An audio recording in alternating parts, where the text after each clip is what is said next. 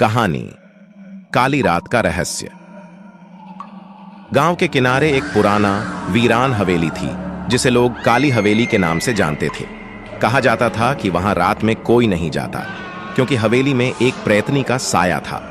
गांव के लोग हवेली के पास से भी गुजरने से डरते थे, लेकिन राकेश, जो गांव का सबसे निडर लड़का था, इन बातों को सिर्फ अंधविश्वास मानता था। एक दिन राकेश ने अपने दोस्तों से शर्त लगा ली कि वह रात को हवेली में जाकर रात बिताएगा।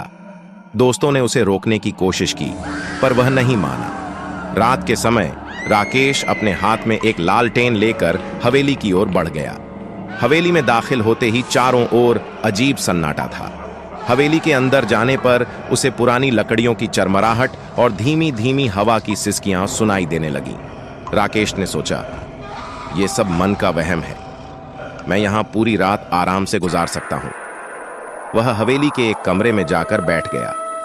अचानक उसे सीढ़ियों पर किसी के चलने की आवाज सुनाई दी। उसने लालटेन की रोशनी में देखा, लेकिन कोई नहीं था। थोड़ी देर बाद हवेली के दूसरे कमरे से किसी औरत के रोने की आवाज आने लगी। राकेश का दिल जोर से धड़कने लगा, लेकिन उसने खुद को संभाला और आवाज के पीछे चल पड़ा। जैसे ही वह हवेली के पुराने जर्जर कमरे में पहुंचा, उसे एक औरत सफेद साड़ी में खिड़की के पास खड़ी दिखाई दी। उसका चेहरा घने बालों में छिपा हुआ था। राकेश ने हिम्मत करके पूछा, कौन हो तुम?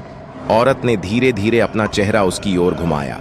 उसका चेहरा खून से सना हुआ था और उसकी आंखें बिना पलकें झपकाए राकेश को घूर रही थीं। राकेश का खून जम गया। औरत ने धीमी डरावनी आवाज में कहा, तुमने मुझे क्यों जगाया? अब तुम यहां से कभी नहीं जा पाओगे।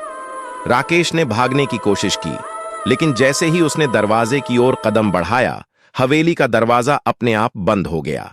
चारों ओर घना अंधेरा छा गया और उसकी लालटेन बुझ गई। राकेश की चीखें हवेली की दीवारों में गूंजती रहीं, लेकिन गांव वालों ने उसे फिर कभी नहीं देखा। सीख: कभी कभी जिन चीजों को हम अंधविश्वास समझते हैं, उनमें सच्चाई भी हो सकती है।